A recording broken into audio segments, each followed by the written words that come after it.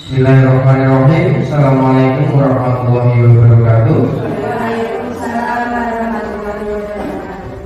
Yang terhormat Ibu Sati Karniawati SPD FPD selaku Kepala Sekolah SDN Kecil Karangrejo, yang saya hormati Bapak dan Ibu Guru SDN Kecil Karangrejo. Pertama-tama marilah kita panjatkan pujian dan puji syukur kehadirat Allah Subhanahu wa taala karena pada siang hari ini kita masih diberikan kesehatan sehingga bisa berkumpul di ruang kelas 6. Tidak lupa sholawat serta salam senantiasa kita haturkan kepada junjungan Nabi Agung Nabi besar Muhammad Sallallahu Alaihi Wasallam yang kita nantikan syafaatnya di hari akhir nanti. Amin ya rabbal alamin. Sebelumnya terima kasih Bapak dan Ibu Guru sudah meluangkan waktu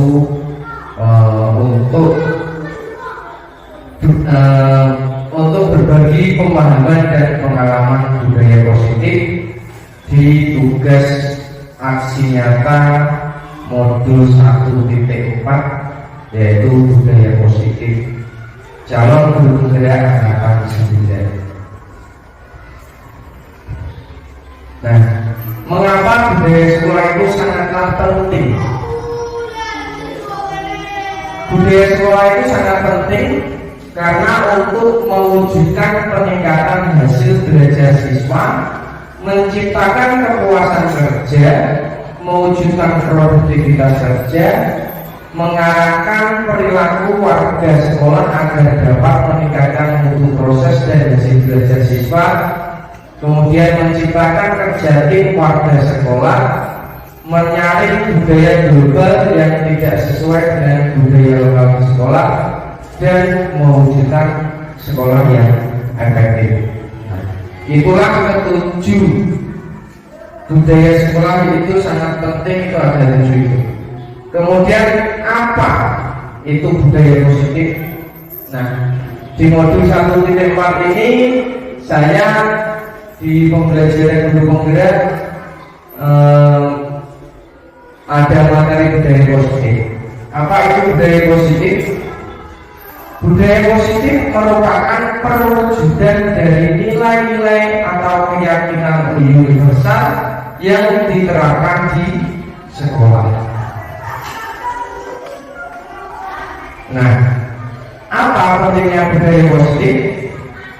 Tadi adalah pengertian positif. Sekarang mengapa budaya positif itu penting? Budaya positif itu dapat menumbuh kembangkan sikap bergotong royong serta melakukan kegiatan bersama-sama sehingga akan tercipta kolaborasi yang baik antar warga di sekolah. Nah, bagaimana cara mewujudkannya? Mewujudkan budaya positif di sekolah itu bagaimana? Nah, budaya positif dapat terwujud jika menerapkan konsep-konsep dasar disiplin yang positif. Yang pertama, konsep dasar disiplin positif yang pertama yaitu disiplin positif dan nilai kebajikan universal. Yang kedua, teori motivasi, hukuman, dan penghargaan. Yang ketiga, pembuatan keyakinan kelas atau keyakinan sekolah. Yang keempat, kebutuhan dasar manusia dan dunia yang berkualitas. Serta yang kelima, posisi kontrol guru. Dan yang terakhir adalah penerapan segitiga restitusi. Yang pertama tadi disiplin positif dan nilai kebajikan universal. Disiplin positif mempunyai arah. Disiplin positif itu mengarah yang mampu mengontrol diri dalam melakukan segala tindakan atau perbuatan. Nah, penerapannya bagaimana? Mengajarkan tanggung jawab kontrol diri dan mampu memecahkan masalah dengan menumbuhkan kesadaran diri berdasar nilai kebajikan universal.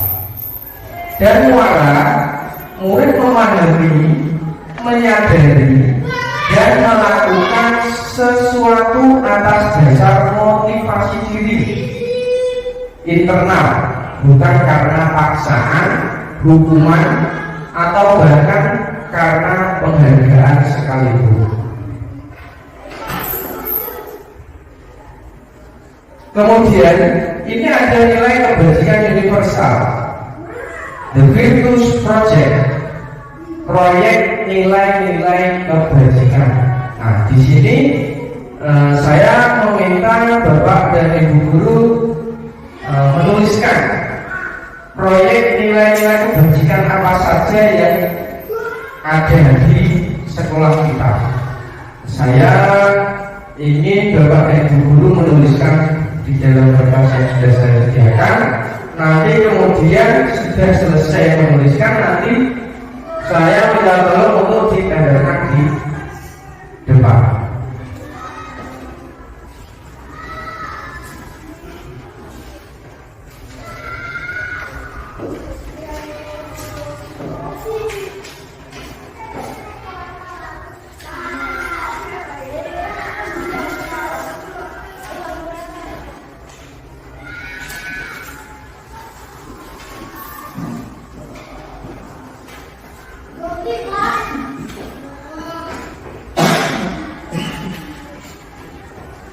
Tuliskan proyek nilai-nilai kebajikan.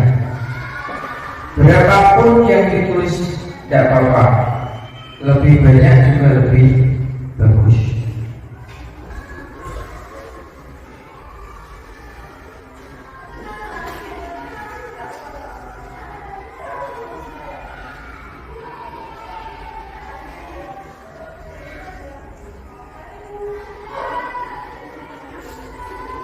Nah, ini dari pengalaman.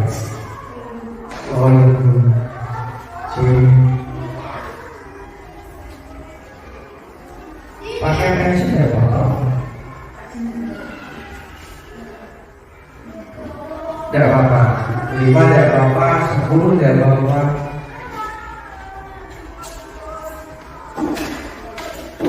Yang sudah selesai menuliskan, minta tolong untuk ditempel di depan.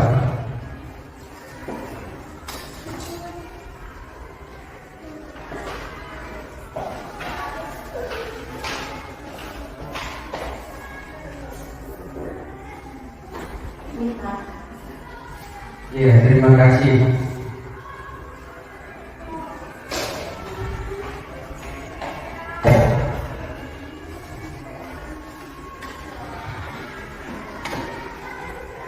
Dari Bu Dani,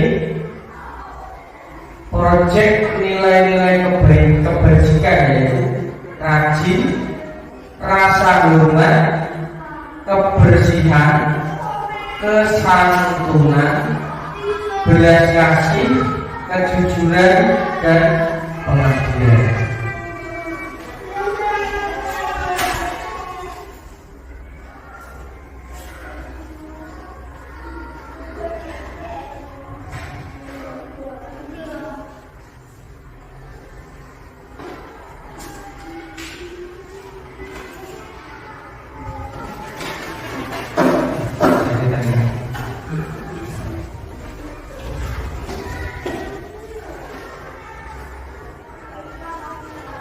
Kemudian dari lihat rasa hormat, semangat, kreatif, gotong royong, rajin dan berintegritas. Yang lain?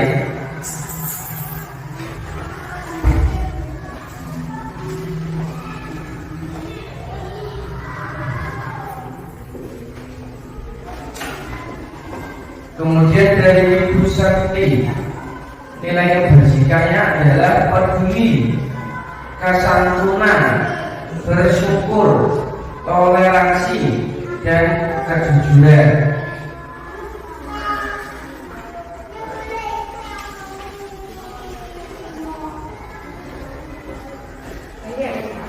Banyak, tidak apa-apa.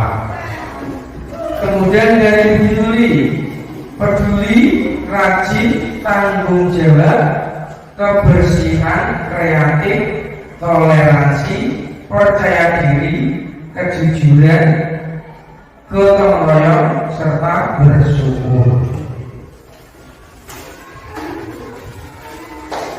Kemudian dari Bu Istri,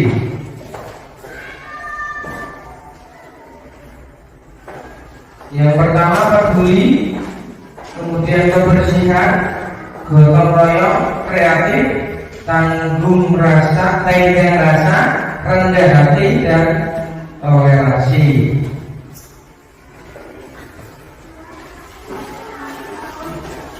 Kemudian dari Pak Joko, gotong royong, rendah hati, integritas, tanggung jawab, dan bijaksana. Terima kasih sudah menuliskan proyek nilai-nilai kebajikan dan menempelkan di depan. Coba kita lihat, ini adalah nilai-nilai kebajikan, proyek nilai-nilai kebajikan. Bapak Ibu bisa melihat apakah jawaban yang Bapak dan Ibu tulis ada.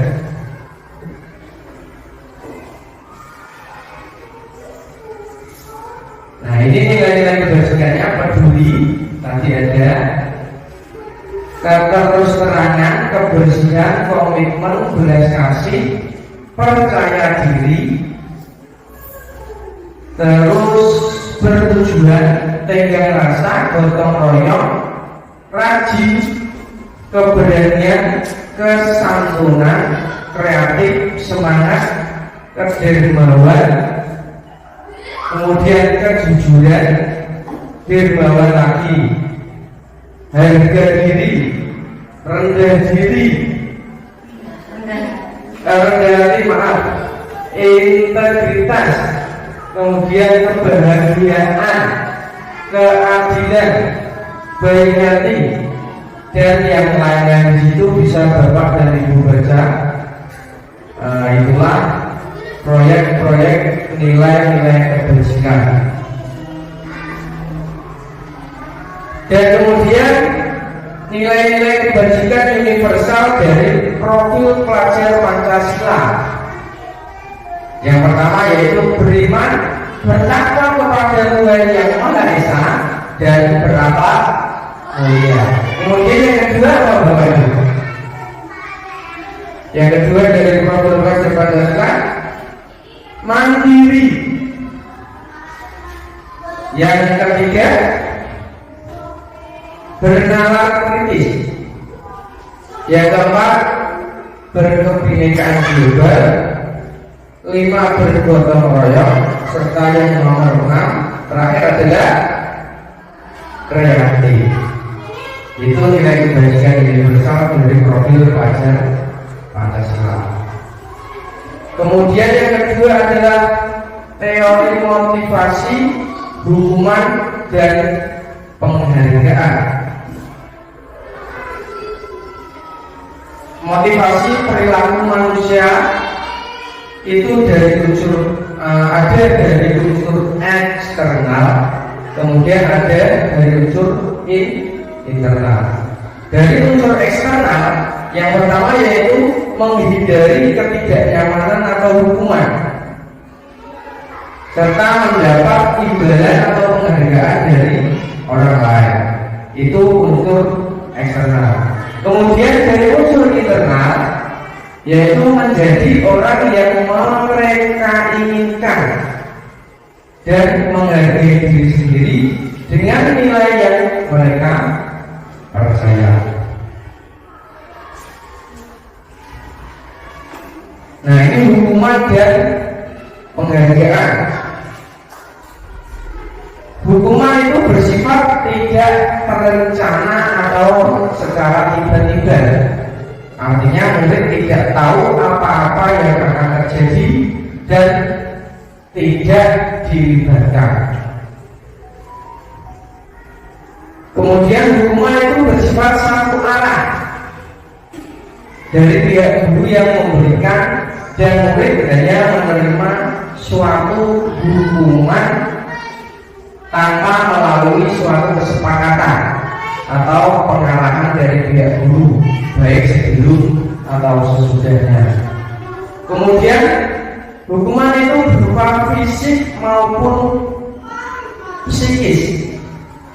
Murid atau anak ini disakiti oleh suatu perbuatan atau sebuah kata. Nah, itu bentuk-bentuk dari hukuman. Kemudian dari penghargaan. Penghargaan itu efektif jika kita menginginkan seseorang melakukan sesuatu yang kita inginkan dalam jangka pendek. Kemudian penghargaan itu bisa merusak hubungan, dalam arti ketika dipuji, ada yang iri ataupun ada yang senang. Dihukum oleh penghargaan. Saat kita berulang kali menjanjikan hadiah kepada anak-anak agar berperilaku bertanggung jawab, atau kepada seorang murid agar mempelajari sesuatu yang baru, atau kepada seorang karyawan agar melakukan pekerjaan yang berkualitas, kita sedang berasumsi mereka tidak dapat melakukannya, atau mereka tidak akan memilih untuk melakukannya. Dari al-Qur'an. Kemudian yang ketiga, pembuatan keyakinan kelas atau pembuatan keyakinan sekolah. Keyakinan kelas atau sekolah pada hakikatnya itu adalah nilai kebajikan universal yang disepakati secara tersirat dan tersurat.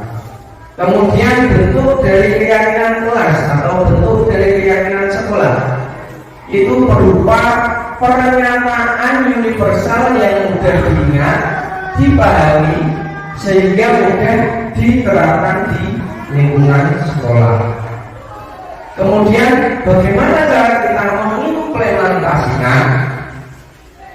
Kita akan menuangkan pernyataan menjadi sebuah kesepakatan yang menjadi keyakinan yang lebih memotivasi dari dalam, sehingga tergerak dan bersemangat dalam menjalankan keyakinan sesuai dengan nilai kebajikan. Kemudian ada prosedur pembentukan keyakinan kelas atau keyakinan sekolah.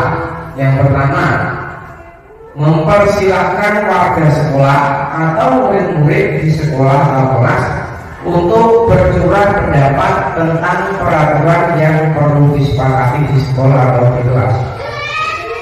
Lalu yang kedua, catat semua masukan murid atau warga sekolah di papan tulis atau kertas besar ukuran poster, di mana semua anggota kelas bisa melihat hasil curah pendapatnya. Yang ketiga, susunlah keyakinan kelas sesuai prosedur. Dalam arti pembentukan keyakinan sekolah itu harus sesuai prosedur. Yang keempat, gantilah kalimat-kalimat dalam bentuk negatif menjadi positif. Dan yang terakhir, pajang di tempat yang strategis. Kemudian yang keempat adalah kebutuhan dasar manusia dan dunia yang berkualitas. Kebutuhan dasar manusia dan dunia yang berkualitas, yang pertama adalah bertahan hidup. Sifatnya biologis, bagian dari reproduksi, dan fisiologis untuk bertahan hidup, rumah atau makanan. Yang kedua adalah kasih sayang dan rasa diterima, yang sifatnya psikologis itu kebutuhan dalam koneksi sosial, memberi dan menerima kasih dan sayang. Ketiga adalah penguasaan. Penguasaan itu kebutuhan akan pengakuan atas kekuatan atau kekuatan yang dimiliki dalam pencapaian sesuatu. Dan yang keempat, kebebasan. Bebas memilih, mengendalikan alam hidup, serta kemandirian dan otonomi. Kemudian yang kelima adalah kesenangan. Kesenangan itu mencari kesenangan, bermain, tertawa bersama-sama, itu adalah kesenangan. Dan yang kelima adalah posisi kontrol guru. Nah, di sini ada dalam materi pembelajaran guru penggerak modul 1.4 itu ada posisi kontrol guru. Ada berapa posisi kontrol guru itu? Posisi kontrol guru itu ada 5. Ada kontrol negatif dan positif. 5 posisi kontrol itu masuk dalam negatif dan positif. Yang pertama adalah kontrol negatif, satu menghukum. Yang kedua adalah membuat rasa bersalah. Kemudian yang kontrol positif adalah sebagai teman, guru sebagai teman, kemudian guru sebagai pemantau, dan kemudian yang terakhir guru sebagai manajer. Itulah kelima posisi kontrol guru.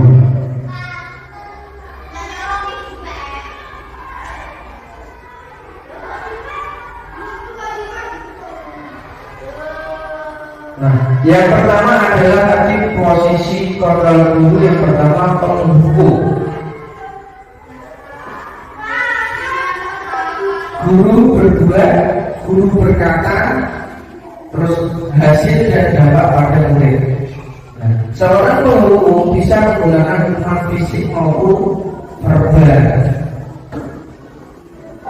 Guru berbuat itu menghadirkan atau menunjuk menyakiti atau menyindir. Guru berkata, kalau kamu tidak melakukannya, saya akan bla bla bla. Nah, itu. Kemudian hasilnya nanti murid akan memberontak, pendendam, menyalahkan orang lain. Nah, dampak dari hal tersebut yaitu mengulangi kesalahan yang berulang kali. Perilakunya menjadi agresif. Itu posisi penghukum. Yang kedua, posisi pembuat merasa bersalah. Di dalam kontrol ini, guru akan berusaha lebih lembut, menggunakan kepentingan yang membuat orang lain merasa tidak nyaman, bersalah atau merasa rendah diri. Nah, ini contohnya. Guru berceramah menunjukkan kekecewaan yang mendalam. Guru berkata, bagaimana kamu sudah mengecewakan ibu atau bapak? Dan dari perkataan guru tersebut hasilnya adalah menyembunyikan atau menyangkal atau berbohong. Murid itu menjadi berbohong. Murid berkata, maafkan saya Pak, atau maafkan saya Bu. Kemudian posisi kontrol teman. Pada posisi ini guru ini tidak akan menyakiti murid, berupaya mengontrol murid melalui persuasi. Karena sebenarnya antara guru dan murid itu adalah sama-sama teman. Contohnya itu guru membuatkan alasan-alasan untuk murid-muridnya sendiri. Bukan muridnya yang beralasan, namun gurunya sendiri yang membuatkan alasan. lakukan demi bapak atau ibu. Itu adalah contohnya. Yang kedua, ya sudah, nanti bapak atau ibu bantu bereskan. Nah itu hasilnya itu yang membuat itu gurunya sendiri, bukan dari murid. Dan dari posisi itu hasilnya itu menjadi murid menjadi ketergantungan. Dampaknya pada murid tergantung tidak mandiri atau tidak bisa memutuskan karena sudah diputuskan oleh guru tersebut.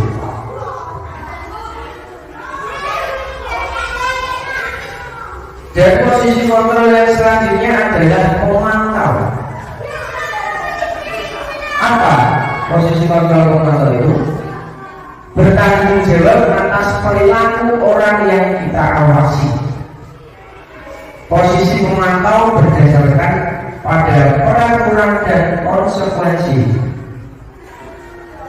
Dengan menggunakan sanksi, konsekuensi, kita dapat memisahkan hubungan pribadi kita dengan murid sebagai seorang yang menjalankan posisi pemantau.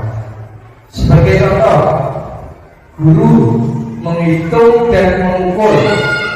Dari perkataan guru yaitu peraturan apa yang kalau kamu lakukan, sanksi atau konsekuensinya apa. Dan hasilnya menyesuaikan bila diawasi. Dampak dari perkataan bapak atau ibu guru dari posisi pemantau menitik beratkan pada dampak pada diri sendiri, mendapatkan hadiah atau mendapatkan hukuman. Kemudian yang terakhir adalah posisi kontrol manajer. Pada posisi manajer inilah kita mengacu dari restitusi. Restitusi yang menjadikan murid sebagai manajer bagi dirinya sendiri sehingga dapat menciptakan identitas positif atau berhasil yang tertanam dalam diri murid itu.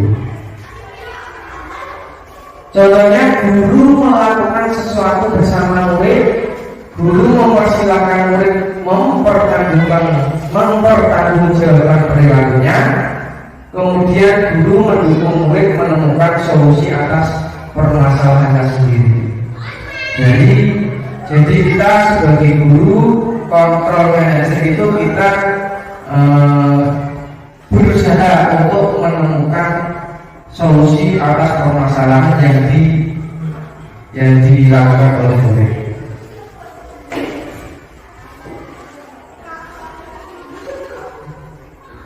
Nah, di sini ada penerapan segitiga restitusi. Segitiga restitusi yaitu proses menciptakan kondisi bagi murid untuk memperbaiki kesalahan mereka sehingga mereka bisa kembali pada kelompok mereka dengan karakter yang lebih kuat. Gosen tahun 2004. Nah, ini ada segitiga restitusi ada 3. Yang pertama adalah menstabilkan identitas, yang kedua menanyakan keyakinan, dan ketiga validasi tindakan yang salah. Saya menangani siswa yang tidak sengaja merusak karya siswa yang akan digelar dalam kegiatan gelar karya siswa di sekolah. Saya menerapkan langkah dalam segitiga restitusi dalam menyelesaikan masalah dengan langkah menstabilkan identitas, validasi tindakan yang salah, dan menanyakan keyakinan, serta dengan melihat posisi kontrol sebagai manajer dan memenuhi kebutuhan dasar apa yang diperlukan murid. Nah, ini ada dokumentasi budaya positif di SD Negeri Karangrejo. pembelajaran yang kontekstual. Itu ada pembelajaran hidroponik, ada permainan di luar kelas, pembelajaran luar kelas. Kemudian pembelajaran yang berpusat pada murid sesuai dengan ajaran Ki Hajar Dewantara. Nah, dari kesimpulan yang telah dipaparkan, untuk membudayakan disiplin positif itu diperlukan suatu dasar atau pijakan sebagai kekuatan, yaitu nilai kebajikan universal. Dalam pemerolehan nilai ini perlu dikaitkan dengan adanya teori motivasi, hukuman maupun penghargaan. Mengambil sisi positif yang dijadikan sebagai keyakinan kelas dengan mengetahui posisi kontrol sehingga bisa memenuhi kebutuhan dasar manusia dan bisa menyelesaikan permasalahan yang muncul melalui skema segitiga restitusi. Sesuai filosofi yang jadi antara budaya positif, jika budaya positif sudah dijalankan, maka tujuan pendidikan nasional sudah sesuai filosofi Ki Hajar Dewantara yang akan terwujud, yaitu pendidikan yang berpihak pada murid dan menuntut tumbuh atau hidupnya kekuatan sesuai objek yang ada pada murid. Kemudian nilai dan peran guru penggerak. Nilai dan peran guru penggerak ini ada di modul 1.2. Kalau filosofi Ki Hajar Dewantara tadi modul 1.1. Nilai guru penggerak menjadi dasar atau kekuatan tumbuhnya budaya positif, dan budaya positif akan tumbuh dan berkembang jika guru penggerak bisa memainkan peran dan mengimplementasikan dalam kehidupannya. Kemudian dalam modul 1.3 visi guru penggerak yang kemarin kita sudah di pengajar praktik Bu Rena, kita sudah berdiskusi tentang visi dan misi. Berangkat dari visi itu dijabarkan dalam prakarsa perubahan melalui pendekatan IA, inquiry apresiatif, dengan menerapkan langkah kerja sehingga akan menghasilkan budaya positif yang tidak hanya tertulis tetapi tercermin melalui sikap, tindakan, dan perilaku dalam kehidupan.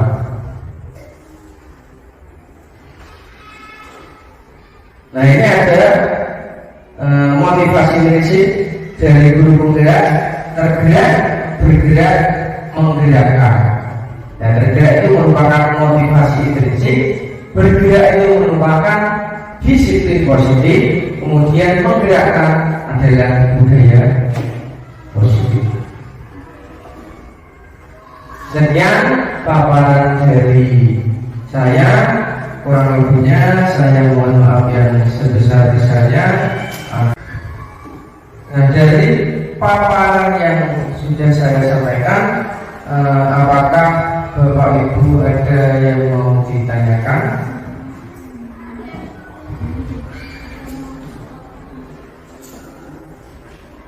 Ini berarti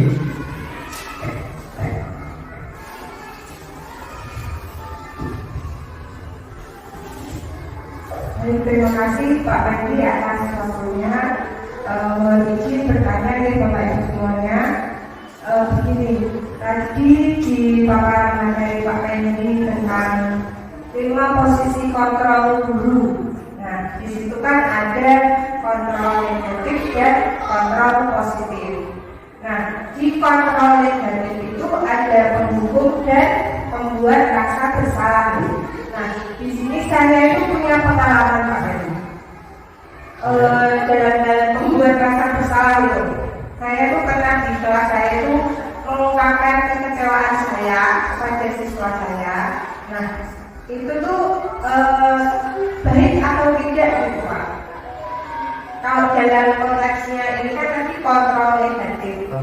Ya, nah itu tuh saya mengungkapkan kekecewaan saya kepada siswa saya itu ada baiknya atau tidak gitu. Karena tadi kan di paparan Pak Fendi dampaknya kan akan membuat siswa merasa bersalah gitu ya. Nah itu bagaimana Pak Mohon? Baik, terima kasih atas pertanyaan dari Ibu Yuli. Pertanyaannya adalah menyangkut dari pengalaman pribadi di kelas ya. Pengalaman pribadi di kelas, Ibu Yuli itu pernah memposisikan dirinya menjadi posisi kontrol membuat rasa bersalah pada anak. Nah, itu memang tidak dianjurkan. Setelah saya mengikuti pembelajaran guru penggerak, itu memang membuat rasa bersalah kepada murid itu memang tidak cocok untuk diterapkan. Namun yaitu tadi, karena dengan melakukan posisi kontrol merasa bersalah, jadi anak itu merasa apa ya? Merasa tidak kecewa, murid tidak bisa dengan mudah untuk menangkap posisi itu, karena anak itu selalu disalahkan, merasa disalahkan. Apakah sudah cukup Bu Yuli penjelasannya? Kemudian Bapak Ibu yang lain, oke, monggo Ibu.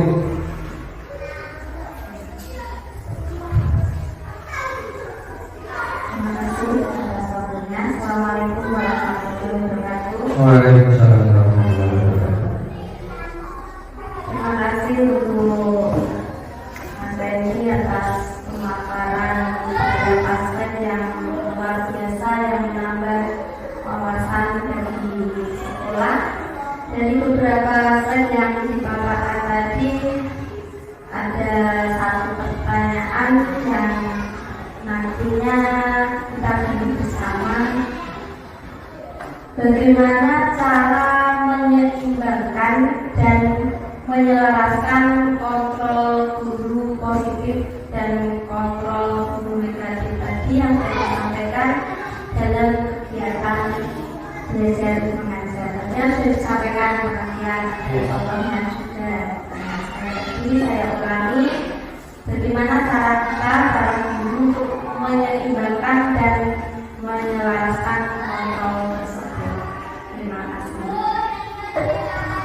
Baik, terima kasih pertanyaan dari Ibu. Menurut saya, setelah saya mengikuti pembelajaran guru penggerak, kita itu kebanyakan dianjurkan harus memilih atau melakukan posisi kontrol yang ideal, yaitu adalah kontrol manajer. Karena dengan posisi kontrol manajer ini kita menyelaraskan atau mengacu pada segitiga restitusi.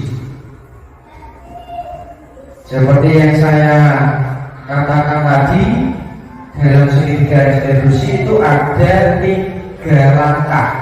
Yang pertama adalah menstabilkan identitas, validasi tindakan yang salah, kemudian menanyakan keyakinan kepada murid. Jadi dengan menetapkan posisi kontrol yang manajer segitiga restitusi, murid akan menyadari menyadari kesalahannya, serta murid bisa menemukan langkah apa yang harus dilakukan agar kesalahan itu tidak terjadi lagi. Nanti Ibu, terima kasih. Kemudian mungkin ada yang lain yang mau ditanyakan, Mbak Isti. Tidak apa-apa, kita belajar bersama. Di sini saya bukan sebagai pemateri, ya, kita belajar bersama. Monggo yang lain, sahabat, Mbak Indi atau lagi? Cukup Pak Pedi.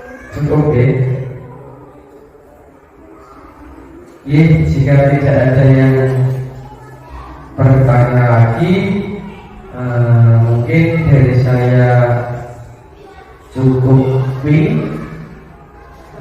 Terima kasih atas waktu yang telah disempatkan untuk mengikuti paparan materi dari saya.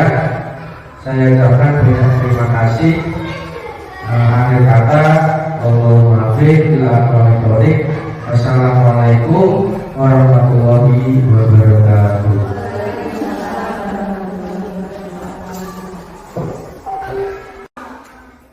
Assalamualaikum warahmatullahi wabarakatuh. Selamat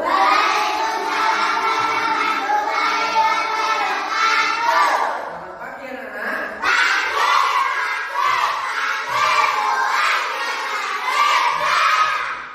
Sekali lagi. Semangat pagi.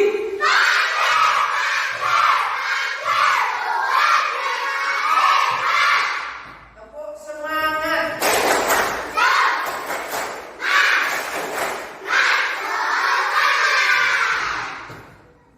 Alhamdulillah, selamat pagi anak-anakku.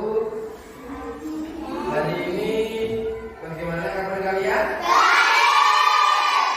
Baik, semuanya masuk? Masuk semuanya? Alhamdulillah. Baiklah anak-anak, di pagi hari ini Pak Fendi bersama kalian akan membuat suatu kesepakatan kelas atau keyakinan kelas. Ya, kita akan bersama-sama membuat keyakinan kelas. Apa itu keyakinan kelas? Ada yang tahu? Apa itu keyakinan kelas? Gimana Mas Abil? Peraturan kelas. Yang lain? Yang lain? Apa? Kesepakatan kelas. Terus apa lagi? Peraturan kelas lagi. Nah, keyakinan kelas itu hampir sama dengan peraturan kelas. Yang menjadi perbedaannya yaitu peraturan kelas itu yang membuat sudah dari sekolah. Beda dengan keyakinan kelas atau kesepakatan kelas. Keyakinan kelas itu yang membuat adalah kelasnya sendiri. Jadi keyakinan kelas itu yang membuat adalah kita. Apa tujuannya? Tujuan kita membuat keyakinan kelas itu apa? Apa? Agar atau untuk menciptakan suasana di kelas yang nyaman, terus aman dan nyaman. Jadi agar kelas kita menjadi bahagia, nyaman, aman, itu kita harus membuat keyakinan kelas. Nah, dengan keyakinan kelas kita akan mempunyai rasa yang tanggung jawab. Sesudah kita melakukan membuat keyakinan kelas, kita pasti akan mempunyai tanggung jawab. Apa tanggung jawabnya? Melakukan apa?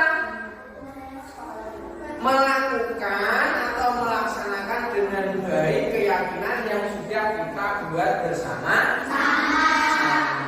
Nah, sekarang Pak Fendi punya kertas. Nanti masing-masing dari kalian menuliskan keyakinan kelas. Ya, menuliskan keyakinan kelas. Terserah kalian mau menuliskan apa, yang penting hal-hal yang baik untuk kelas kita. Contoh, Pak Fendi beri contoh. Saya membuat keyakinan kelas menjaga kebersihan. Ya, kata-katanya menjaga kebersihan. Tidak, nggak boleh. Kata-katanya nggak boleh gini. Tidak boleh buang sampah sembarangan. Ya, tidak boleh membuang sampah sembarangan. Itu tidak boleh karena ada kata-kata tidak, karena kesepakatan atau keyakinan kelas itu menggunakan kalimat yang positif. Misalkan tadi tidak membuang sampah sembarangan, berarti kalimat positifnya apa? Menjaga kebersihan. Terus apa lagi contohnya? Apa? Jangan ramai di kelas. Itu nggak boleh, karena jangan ramai itu ada kata-kata jangannya, ya. Itu tidak boleh. Kalimat positifnya apa kalau misalkan kalian membuat keyakinan kelas jangan ramai di kelas? Apa? Kan tidak, kata tidak juga tidak boleh. Apa kalimat positifnya? Apa? Apa? Ayo apa? Kalimat positifnya tidak boleh ramai di kelas apa? Memperhatikan pelajaran. Itu adalah kalimat positif. Nah, sekarang Pak Fendi akan membagikan sebuah kertas. Nanti kalian tuliskan masing-masing dari pikiran kalian keyakinan kelas apa yang harus kita buat.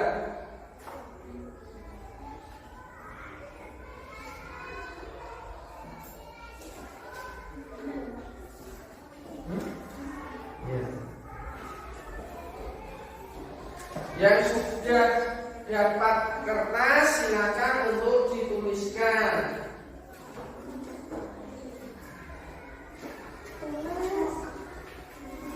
Nanti kalau sudah ditulis, kita akan menempelkan di depan.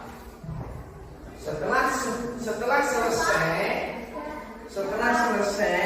nanti kita akan memilih keyakinan kelas apa saja yang akan kita sepakati.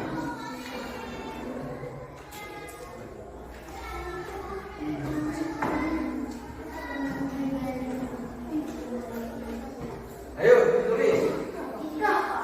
Sudah.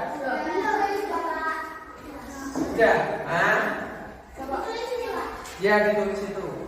Ditulis di kertas. Ya, ditulis di kertas.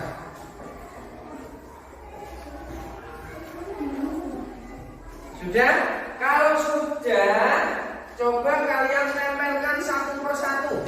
Mulai dari Riko, tempel di papan tulis satu-satu. Ini, nggak usah.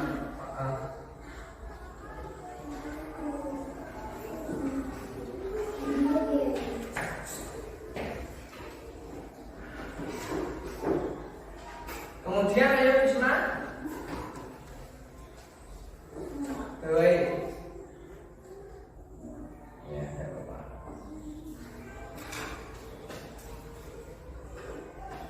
Terus kemudian ayo belakangnya ambil.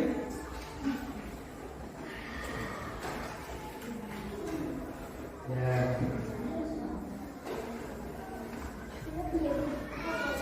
Topi.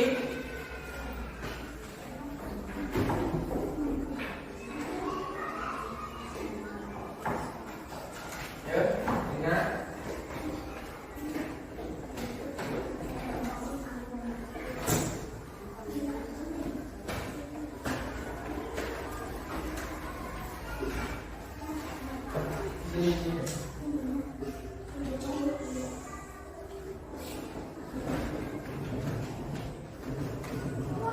akhirnya isi.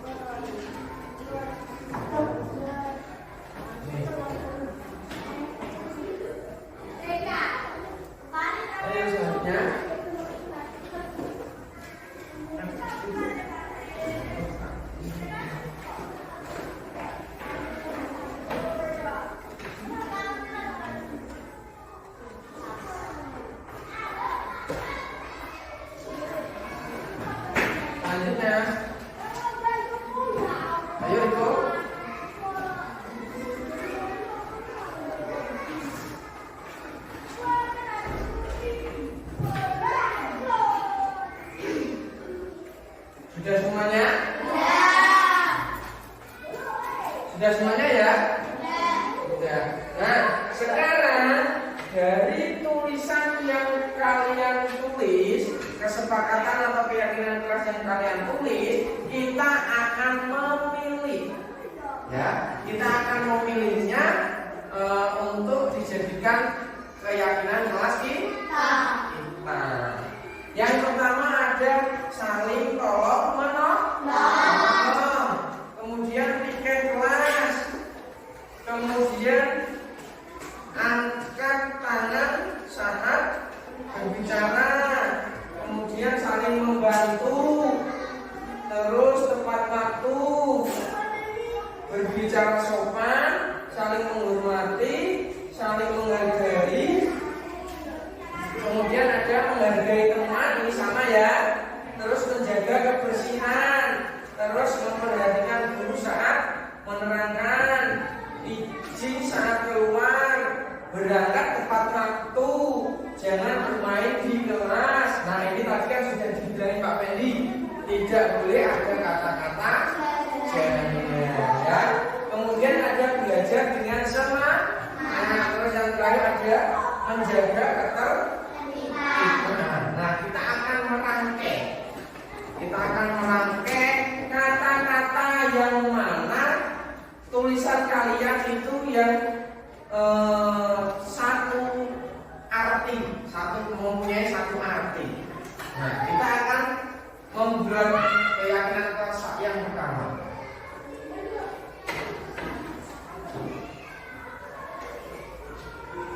Nah, dari kata-kata saling membantu ya, saling membantu ini akan ada beberapa tulisan kalian yang artinya sama, saling membantu, kemudian saling tolong menolong, saling menghormati, menghargai. Nah ini ada sama, berarti yang harus kita tulis pertama adalah saling menghormati. Saling menghormati. Kemudian ada lagi kata-kata yang sama arti, saling menghargai dan saling menghargai. Dan saling menghargai itu sama menghormati dan saling tolong menolong. Kemudian yang kedua, kita membuat kesepakatan yang kedua. Ini ada menjaga kebersihan. Sudah tepatkah tulisan atau kalimatnya menjaga kebersihan? Sudah tepat? Sudah. Menjaga kebersihan. Terus kemudian yang ketiga itu ada menjaga ketertiban. Menjaga ketertiban. Apa? Menjaga ketertiban. Maksudnya menjaga ketertiban. Yang ketiga, menjaga ketertiban. Apa? Enggak, ini kan menjaga ketertiban, terus ada lagi kita gabungkan karena artinya hampir sama. Nah, ini ada belajar dengan semangat. Menjaga ketertiban di kelas itu dalam hal kita harus tertib dalam pembelajaran. Berarti apa? Tertib dan menjaga apa? Tertib dan menjaga apa? Menjaga apa? Ya, ini tertib dan semangat baca. Semangat belajar. Ya, kemudian yang keempat. Ini ada apa nih? Izin saat keluar. Sudah paskah kalimat itu? Meminta izin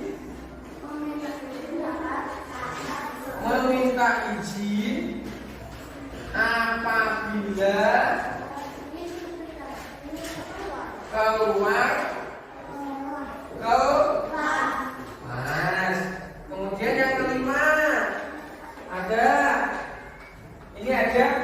angkat tangan saat berbicara. Angkat tangan saat berbicara apa? Berarti kata yang tepat bagaimana?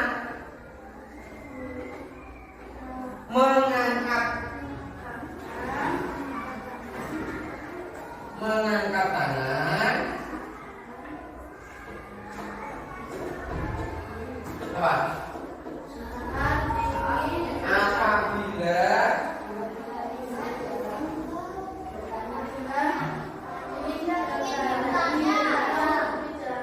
ingin bertanya. Nah, kemudian ada lagi enggak? Nomor 6. Ini yang belum kita tulis ini ada ini berangkat tepat waktu.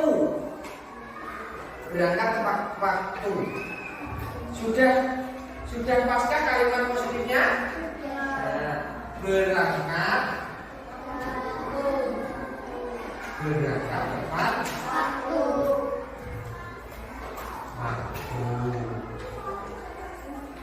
Nah,